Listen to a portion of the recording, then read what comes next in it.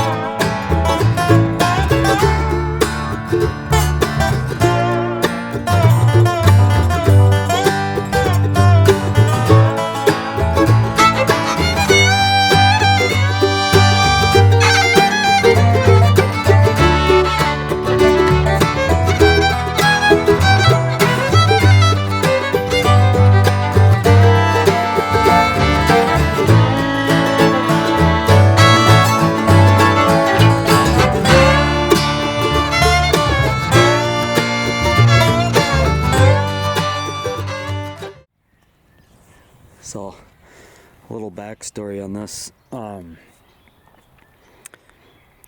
At the beginning of this video, I said that this car was bought brand new into our family. It's bought brand new 1962, and still got the actual dealer sticker, and that's West Point, Mississippi, and that's where the family that we had relatives, that's where they lived. Long story short, they couldn't get, from my understanding, the car was going to end up going back to the bank, so my other family member, my great-grandfather, he couldn't see this car going back to the bank, so he ended up buying it. He lived out in Voltaire, North Dakota, so that's where a majority of this car's life wound up in North Dakota, hence why there's no rust on the car. So saw most of its life out in North Dakota.